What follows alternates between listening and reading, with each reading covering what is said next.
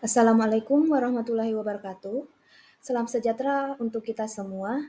Selamat siang Bapak Ibu, perkenalkan nama saya Zulfa Adiat Manawab, mahasiswa Magister Pendidikan Dasar di Universitas Terbuka. Pada pertemuan kali ini saya akan memaparkan hasil diskusi 9 dengan topik komparasi struktur kurikulum di Indonesia dan negara maju pada mata kuliah Studi Komparatif Pendidikan Dasar di berbagai negara. Pertanyaan: pada laman diskusi ada beberapa hal yang harus Anda lakukan. Pertanyaan yang pertama, silahkan disampaikan kesan, kendala, dan juga saran perbaikan untuk implementasi pembelajaran kelompok atau kolaborasi. Pertanyaan yang kedua, lakukan analisa komparasi struktur kurikulum pendidikan dasar antara negara Indonesia secara umum dan di sekolah Anda secara khusus dengan beberapa negara maju pada dua artikel ilmiah yang telah disediakan dalam sesi 10 sampai paparan Anda dengan menjadikan modul MPDR 5302 sebagai acuan.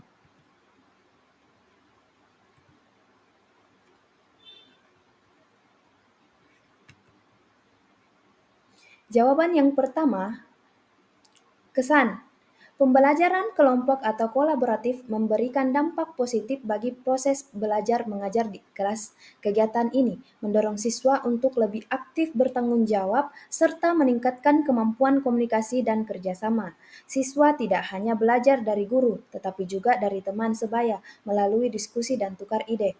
Pendekatan ini juga sejalan dengan prinsip student center learning dan penguatan karakter siswa sesuai dengan arah Kurikulum 2013 yang menekankan pembelajaran kolaboratif dan interaktif.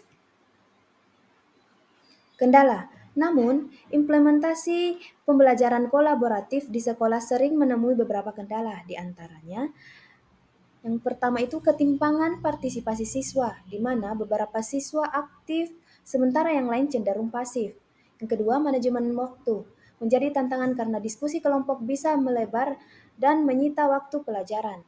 Yang ketiga, kurangnya pemahaman guru dalam memfasilitasi pembelajaran kolaboratif yang efektif dan terstruktur. Yang terakhir, fasilitas pendukung di atas seperti pendukung terbatas seperti ruang kelas yang sempit atau kurangnya media pembelajaran berbasis teknologi. Saran untuk perbaikan, untuk meningkatkan efektivitas pembelajaran kolaboratif, yang pertama itu pelatihan guru secara berkala agar dapat merancang, membimbing, dan mengevaluasi pembelajaran kelompok secara optimal. Yang kedua, penataan kelas yang fleksibel untuk memudahkan interaksi antara siswa saat berdiskusi. Selanjutnya, menggunakan rubrik penilaian kolaboratif yang adil dan transparan, agar seluruh anggota kelompok memiliki tanggung jawab yang seimbang. Selanjutnya, penerapan teknologi pendidikan seperti Google Classroom, Padlet, atau Microsoft Teams untuk mendukung kolaborasi digital terutama pada pembelajaran campuran atau daring. Jawaban pertanyaan kedua. A. Struktur kurikulum di Indonesia atau umum. Kurikulum Indonesia, khususnya kurikulum 2013, memiliki karakteristik. Yang pertama itu terpusat, disusun oleh pemerintah pusat melalui Kemendikbud. Selanjutnya berbasis kompetensi inti dan kompetensi dasar. Yang kedua, mengintegrasikan nilai-nilai sikap, pengetahuan, dan keterampilan secara tematik, khususnya di jenjang SD. Selanjutnya, evaluasi menggunakan penilaian autentik, penilaian sikap, pengetahuan, dan keterampilan. Tujuannya adalah membentuk profil pelajar Pancasila, yaitu bermain berkebinekaan global, bernalar kritis, pendiri kreatif, dan gotong royong. Selanjutnya, kurikulum di sekolah saya.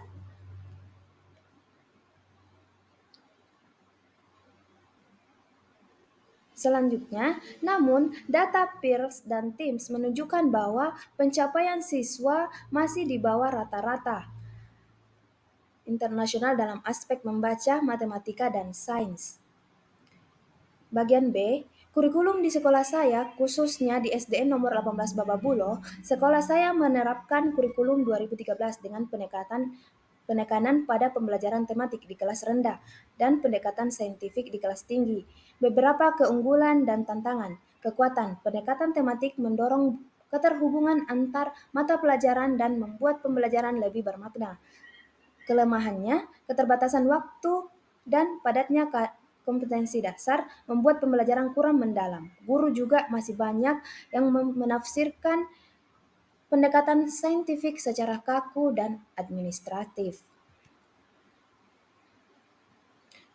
Selanjutnya, bagian C, komparasi dengan negara maju, mengacu pada artikel dan modul MPDR 5302. Yang pertama itu Singapura.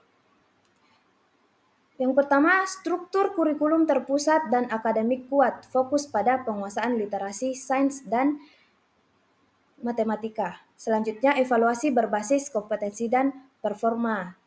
Selanjutnya, teknologi digunakan secara maksimal untuk menunjang pembelajaran. Kemudian, hasil Pearce dan Teams menempatkan Singapura pada posisi tertinggi. Yang terakhir, kurikulum dirancang sangat kompetitif tetapi tetap adaptif dengan kebutuhan dunia kerja dan perguruan tinggi. Selanjutnya, Finlandia. Di Finlandia, yaitu kurikulum desentralisasi, guru diberi kewenangan besar dalam pengembangan silabus sesuai konteks lokal. Selanjutnya, pendekatan pembelajaran holistik dan humanistik. Kemudian, penilaian lebih banyak formatif dan observasional. Selanjutnya, sistem pendidikan sangat inklusif dan tidak kompetitif di usia dini. Yang terakhir, prestasi akademik tetap tinggi pada studi internasional terutama karena pembelajaran bermakna dan kesejahteraan siswa dijaga. Kemudian Inggris. Di Inggris, kurikulum berpusat namun fleksibel. Jenjang lanjutan disesuaikan dengan jalur vokasional atau akademik. Kemudian evaluasi menggunakan formatif dan sumatif asesmen seperti GCSE dan A-Level. Kemudian mendorong pengembangan kompetensi abad 21 dengan penekanan pada literasi dan numerasi dan penguasaan teknologi. Yang terakhir, Inggris termasuk negara dengan hasil PISA dan Pearce yang baik, terutama dalam membaca dan sains. Kemudian di Jerman, kurikulum desentralisasi disesuaikan dengan sistem federal tiap negara bagian Bundesländer. Nah, pendidikan dasar menekankan kesiapan belajar dan adaptif terhadap potensi anak. Selanjutnya, evaluasi bersifat adaptif dan mendukung pengembangan keterampilan individual. Yang terakhir, kuat dalam pendidikan kejuruan dan akademik dengan orientasi jangka panjang. Nah, jadi kesimpulan dari kedua pertanyaan tersebut dari analisis komparatif yang telah dilakukan dapat disimpulkan bahwa negara-negara maju berhasil menyeimbangkan antara standar akademik yang tinggi dengan fleksibilitas kurikulum yang memungkinkan penyesuaian sesuai kebutuhan peserta didik. Mereka juga menempatkan guru sebagai aktor sentral dalam pengembangan dan pelaksanaan kurikulum sehingga proses pembelajaran menjadi lebih efektif dan kontekstual. Di sisi lain, Indonesia masih perlu mendorong desentralisasi pelaksanaan kurikulum agar guru dapat menyesuaikan pembelajaran dengan kondisi lokal yang beragam. Selain itu, pelatihan guru yang berkelanjutan dengan fokus pada pedagogi modern dan asesmen autentik perlu diperkuat untuk meningkatkan kualitas pengajaran.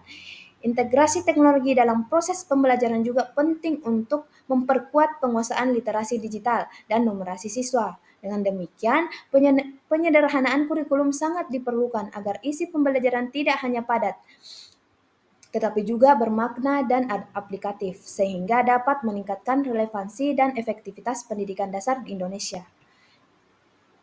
Sekian pemaparan hasil diskusi 9, terima kasih.